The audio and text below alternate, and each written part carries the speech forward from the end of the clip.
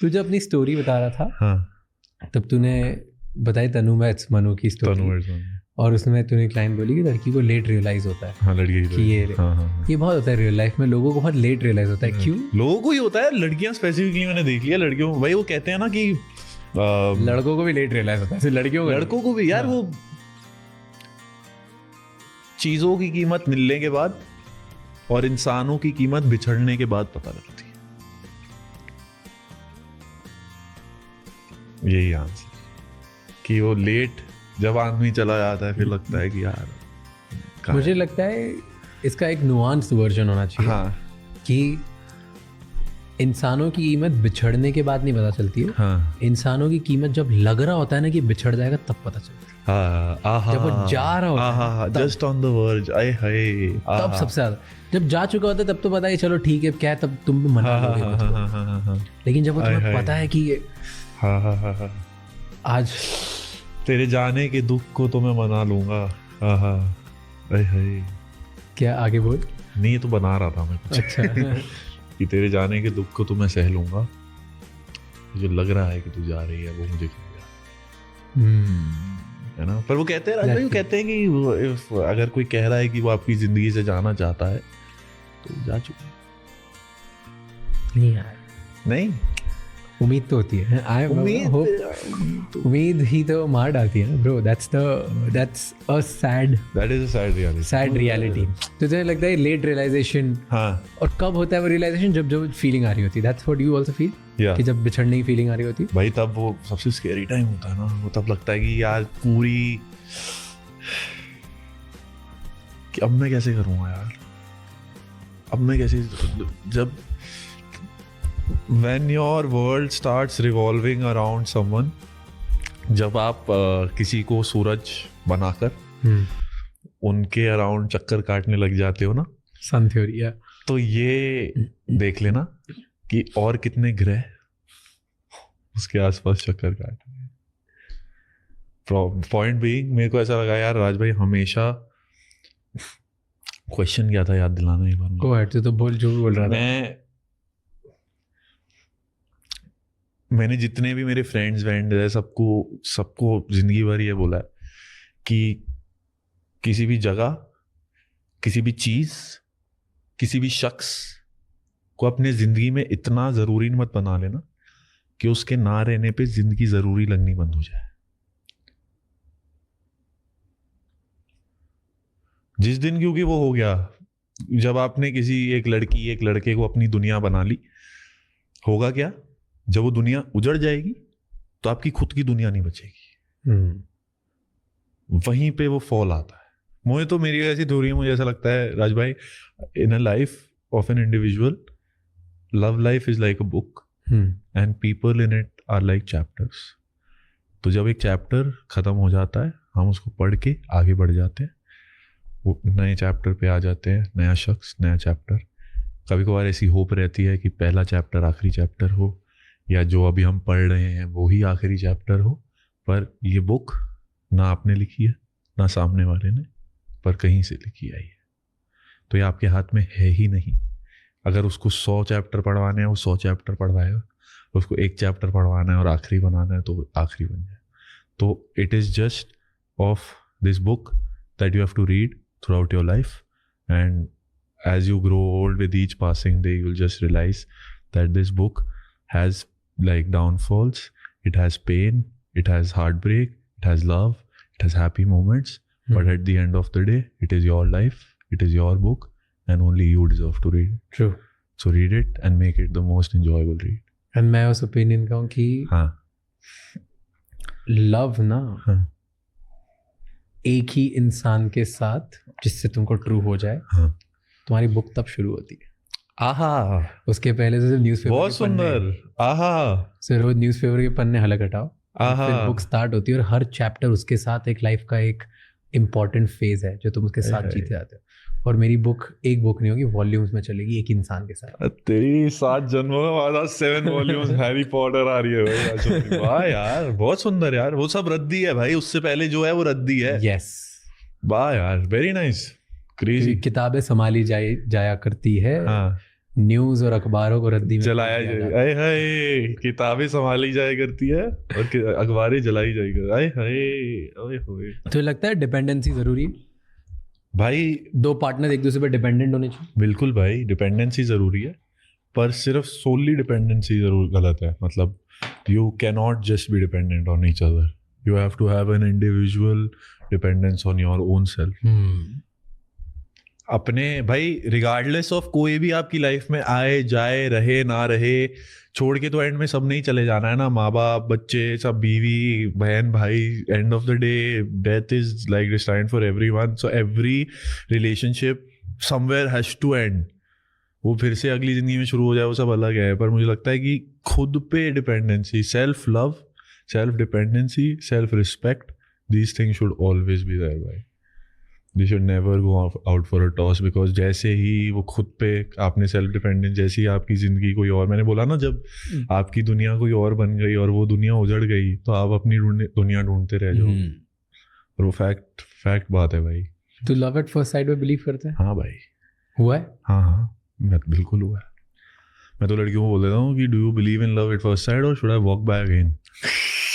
बहुत pickup line है। हाँ, तो मतलब बट मेरे को लगता है, हाँ यार, मेरे को तो तस्वीर देख के इश्क हुआ यार किसी की, कि मैंने किसी की फोटो देखी और मैं कहा कि यार इनसे मिलना है, और फिर उनसे मिले।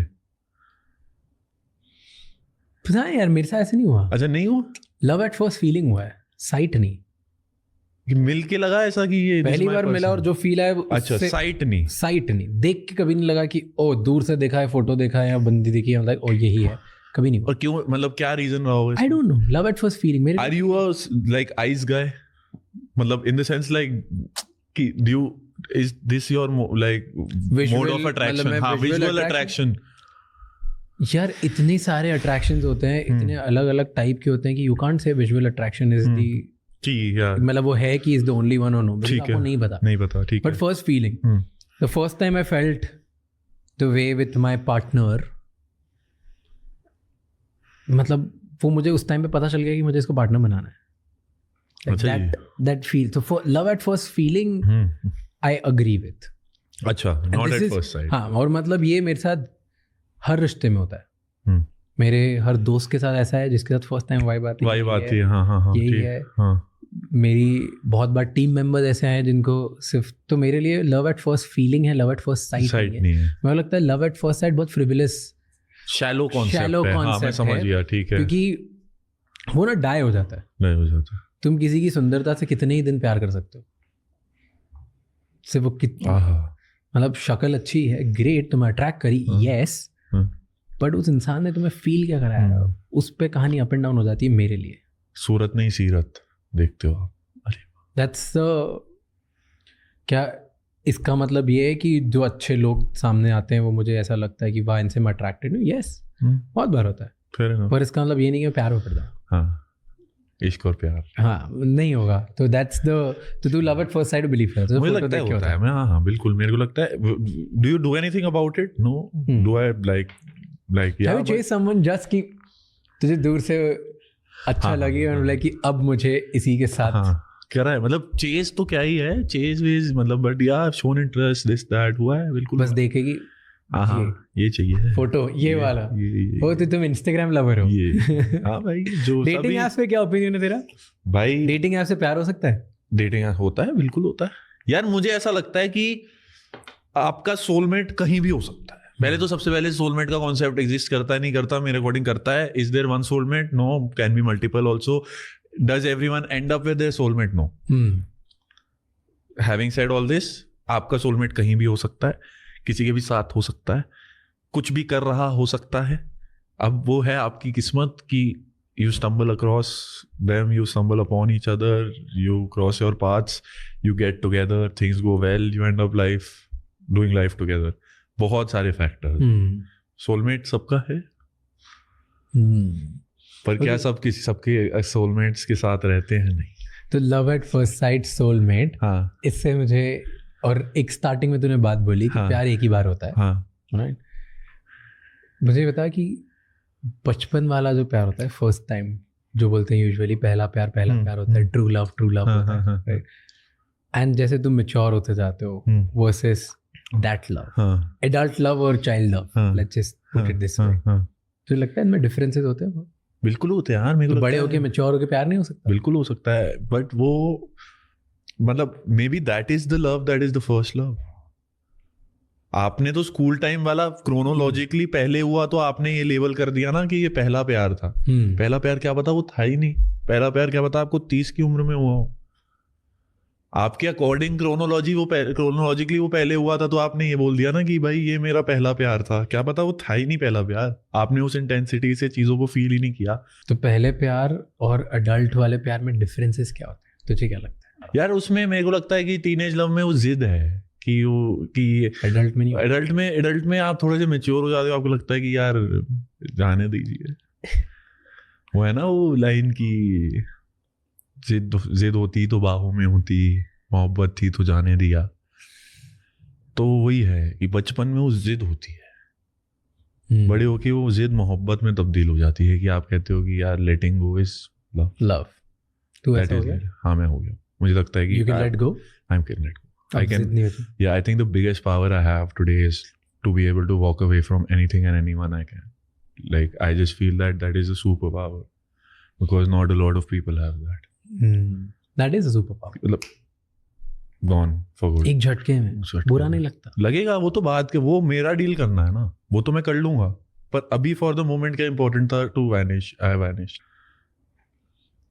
एंड कैसे आया ये पता नहीं, I just feel that with time it just, I was one of those people कि मुझे लगता था कि ये शख्स चला गया तो दुनिया का क्या होगा, वही वाले कि यार इसके बिना क्या होगा, इसके बिना जिंदगी है क्या, इसके बिना जिंदगी हो जाएगी क्या।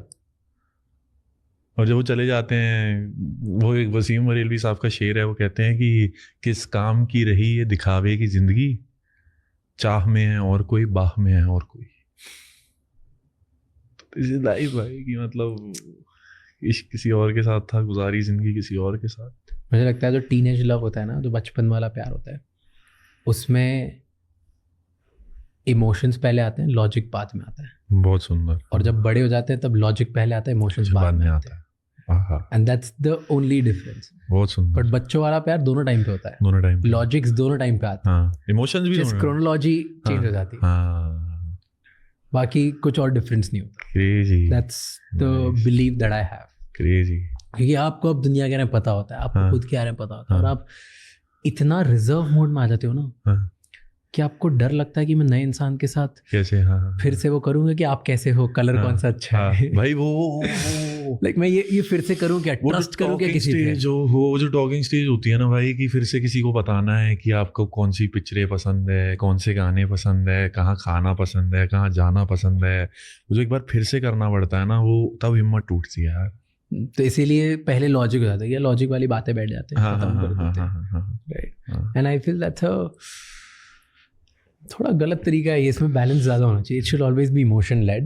मतलब डे वन पे तुम जाके लिस्ट लेके नहीं बैठ सकते, देख मेरी ये लिस्ट है, ये वाला टिक, ये वाला टिक, ये नहीं कर सकते, यही गलत कर रहे हैं। मेरे को लगता है सबसे बड़ी प्रॉब्लम थी अभी मॉडर्न डेटिंग में ये हो गई है कि अब जब भी लोग जाके डेट करते हैं ना, या किसी से मिलते हैं, या सोच रहे हैं कि मैं शादी करने जाऊंगा, या प्यार करूंगा, गर्लफ्रेंड बनाऊंगा, बॉयफ्रेंड बनाऊंगा, वो उस मोमेंट पे लेट जितने बड़े होते आते हैं, मतलब 25, 28, 30, 35 इसमें जितने बड़े होते आते हैं, तब वो स्टेज पे इसलिए नहीं जाते हैं कि यार मुझे सामने वाले इंसान को जानना है, वो इसलिए जाते हैं कि यार मेरे अकॉर्डिंग ये लिस्ट है, ये सामने वाला इसमें फिट करता है कि नहीं करता है।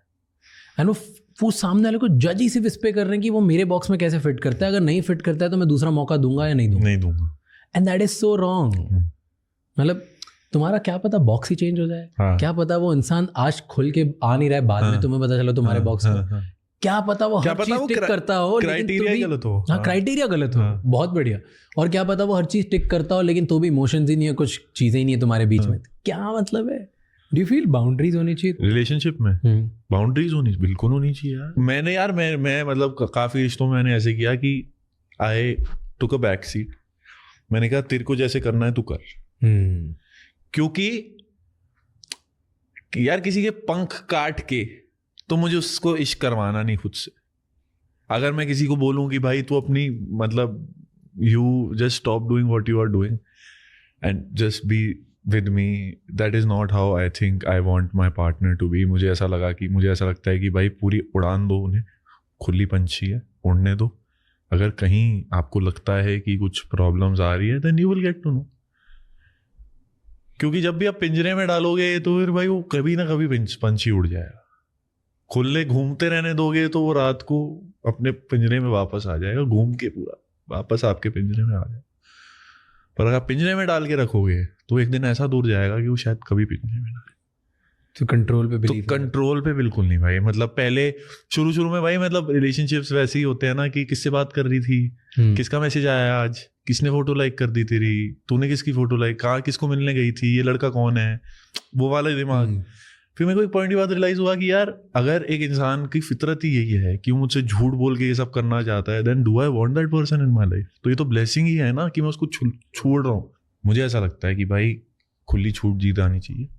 जहाँ लड़की को लगा, आपके पार्टनर को लगा कि रोक लगा देनी चाहिए, वो बाउंड्री. अगर कहीं आपको लगा कि यहाँ पे रुक जानी चाहिए थी बात और ये क्रॉस हुई लाइन, तो you enforce the boundary, you tell the person about. Once you've told them about it and if it's repetitively happening, then you know your position in their life. अच्छा, मुझे एक बात बता राज, if you are getting with someone, would you want to know about their past? No, I don't care. No?